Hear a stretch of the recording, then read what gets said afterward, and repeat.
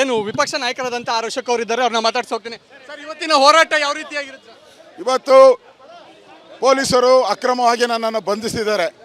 ನಮ್ಮ ಹೋರಾಟ ಮುಂದುವರಿಯುತ್ತದೆ. ಅಧಿವೇಶನದೊಳಗಡೆನೂ ನಾವು ಹೋರಾಟವನ್ನು ನಾವು ಮಾಡೇ ಮಾಡ್ತೀರಿ, ಬಿಡಲ್ಲ. ರಾಜೇಂದ್ರ ನಾಗೇನ ರಾಜೀನಾಮೆ ಕೊಡಬೇಕು. ಆಗ ಮಾತ್ರ ಇದು ನಿಲ್ತೈತೆ, ಇಲ್ಲ ಅಂದರೆ ಇದು ಕಂಟಿನ್ಯೂ ಆಗ್ತಾಯಿದೆ.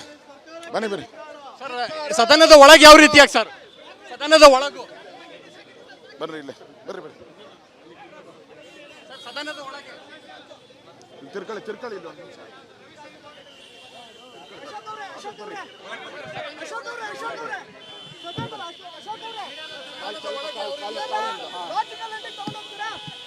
ಈಗಾಗಲೇ 5 ದಿನ ಹೋರಾಟ ಮಾಡಿದ್ದೀರಿ. ನಮ್ಮದು BJPಗೋಸ್ಕರ ಅಲ್ಲ ಹೋರಾಟ, ರಾಜ್ಯದ ದಲಿತರ ಪರವಾಗಿ. ದಲಿತರ ಹಣ ಉಳಿಬೇಕು. ದಲಿತರ ಹಣ ಉಳಿದ್ರೆ ರಾಜ್ಯದ ದಲಿತರ ಅಭಿವೃದ್ಧಿ ಆಗ್ತೈತೆ. ದಲಿತರು ಕನಸು ಕಂಡಿದ್ದಾರೆ, ನಮ್ಗೆ ಹಣ ಬರುತ್ತೆ ಅಂತ ಕನಸು ಕಾಣ್ತಾ ಇದ್ದಾರೆ ದಲಿತರು. ಆದರೆ ಈ ಸರ್ಕಾರ ದಲಿತರ ಹಣವನ್ನು ಹಂಚ್ಕೊಂಡ್ಬಿಟ್ಟಿದ್ದಾರೆ ಕಾಂಗ್ರೆಸ್ ಅವರೆಲ್ಲ. ಅದಕ್ಕೋಸ್ಕರ ನಮ್ಮ ಹೋರಾಟ ದಲಿತರ ಹಣ ವಾಪಸ್ ಬರಬೇಕು. ಅಲ್ಲಿವರೆಗೂ ನಮ್ಮ ಹೋರಾಟ. ಹಣ ವಾಪಸ್ ಬರಬೇಕು. ದಲಿತರಿಗೆ ಅನ್ಯಾಯ ಮಾಡಿರ್ತಕ್ಕಂಥ ಬಿಜೆಪಿ ಫಸ್ಟ್ ಲೂಟಿ ಮಾಡಿರೋರು ದಲಿತರ ಹಣ ಯಾರು ಅಂತ ಈಗಾಗಲೇ ಕೋರ್ಟ್ ಹೇಳ್ಬಿಟ್ಟಿದೆ. ಈಗಾಗಲೇ ಹೇಳಿದೆ, ಸಂಸ್ಥೆಗಳು ಹೇಳಿದೆ. ದಲಿತರ ಹಣ ಲೂಟಿ ಮಾಡಿದವ್ರು ಯಾರು? ಕಾಂಗ್ರೆಸ್. ದಲಿತರ ಹಣ ಲೂಟಿ ಮಾಡಿದವ್ರು ಕಾಂಗ್ರೆಸ್ ಅವರು. ಒಳಗೆ ಯಾವ ರೀತಿಯಾದಂತ ಹೋರಾಟವನ್ನು ಮಾಡ್ತಾರೆ JDS? ನಮ್ಮ ಶಾಸಕರಿಗೆ ಹೇಳಿದ್ದೀರಿ, ಅವ್ರು ಹೋರಾಟ ಕಂಟಿನ್ಯೂ ಮಾಡ್ತಾರೆ. ಅಕ್ರಮ ಆಗಿ ನಮ್ಮನ್ನ ಬಂಧಿಸಿದ್ದಾರೆ ಪೊಲೀಸರು. ಅಕ್ರಮ, ಇದು ಪ್ರಜಾಪ್ರಭುತ್ವದ ವಿರೋಧಿ. ಈ ದಮನಕಾರಿ, ಈ ರೌಡಿಸಂ, ಈ ಗುಂಡಾಗಿರಿ ಕಾಂಗ್ರೆಸ್ ಅವ್ರು ಮಾಡ್ತಾ ಇದ್ದಾರೆ. ಇದನ್ನ ನಾವು ಬಿಡಲ್ಲ, ಯಾವುದೇ ಕಾರಣಕ್ಕೂ ಬಿಡಲ್ಲ.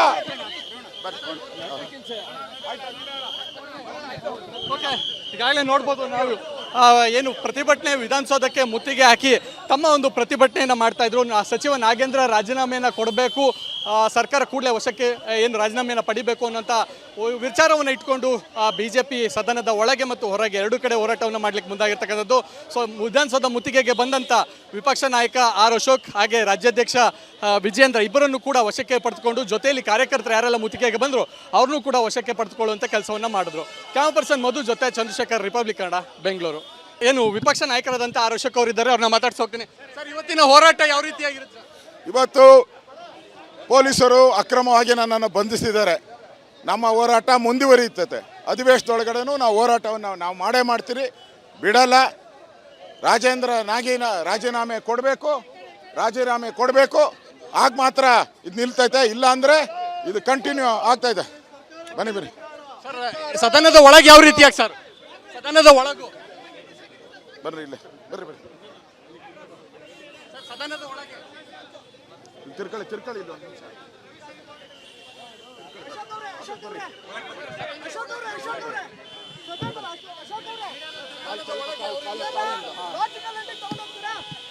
ಈಗಾಗಲೇ 5 ದಿನ ಹೋರಾಟ ಮಾಡಿದ್ದೀರಿ. ನಮ್ಮದು BJPಗೋಸ್ಕರ ಅಲ್ಲ ಹೋರಾಟ, ರಾಜ್ಯದ ದಲಿತರ ಪರವಾಗಿ. ದಲಿತರ ಹಣ ಉಳಿಬೇಕು. ದಲಿತರ ಹಣ ಉಳಿದ್ರೆ ರಾಜ್ಯದ ದಲಿತರ ಅಭಿವೃದ್ಧಿ ಆಗ್ತೈತೆ. ದಲಿತರು ಕನಸು ಕಂಡಿದ್ದಾರೆ, ನಮ್ಗೆ ಹಣ ಬರುತ್ತೆ ಅಂತ ಕನಸು ಕಾಣ್ತಾ ಇದ್ದಾರೆ ದಲಿತರು. ಆದರೆ ಈ ಸರ್ಕಾರ ದಲಿತರ ಹಣವನ್ನು ಹಂಚ್ಕೊಂಡ್ಬಿಟ್ಟಿದ್ದಾರೆ ಕಾಂಗ್ರೆಸ್ ಅವರೆಲ್ಲ. ಅದಕ್ಕೋಸ್ಕರ ನಮ್ಮ ಹೋರಾಟ ದಲಿತರ ಹಣ ವಾಪಸ್ ಬರಬೇಕು. ಅಲ್ಲಿವರೆಗೂ ನಮ್ಮ ಹೋರಾಟ. ಹಣ ವಾಪಸ್ ಬರಬೇಕು. ದಲಿತರಿಗೆ ಅನ್ಯಾಯ ಮಾಡಿರ್ತಕ್ಕಂಥ ಬಿಜೆಪಿ ಫಸ್ಟ್ ಲೂಟಿ ಮಾಡಿರೋರು ದಲಿತರ ಹಣ ಯಾರು ಅಂತ ಈಗಾಗಲೇ ಕೋರ್ಟ್ ಹೇಳ್ಬಿಟ್ಟಿದೆ. ಈಗಾಗಲೇ ಹೇಳಿದೆ, ಸಂಸ್ಥೆಗಳು ಹೇಳಿದೆ. ದಲಿತರ ಹಣ ಲೂಟಿ ಮಾಡಿದವ್ರು ಯಾರು? ಕಾಂಗ್ರೆಸ್. ದಲಿತರ ಹಣ ಲೂಟಿ ಮಾಡಿದವ್ರು ಕಾಂಗ್ರೆಸ್ ಅವರು.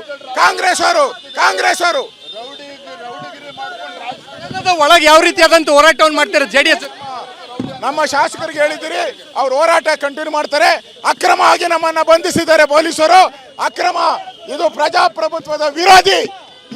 ಈ ದಮನಕಾರಿ, ಈ ರೌಡಿಸಂ, ಈ ಗುಂಡಾಗಿರಿ ಕಾಂಗ್ರೆಸ್ ಅವ್ರು ಮಾಡ್ತಾ ಇದ್ದಾರೆ. ಇದನ್ನ ನಾವು ಬಿಡಲ್ಲ, ಯಾವುದೇ ಕಾರಣಕ್ಕೂ ಬಿಡಲ್ಲ.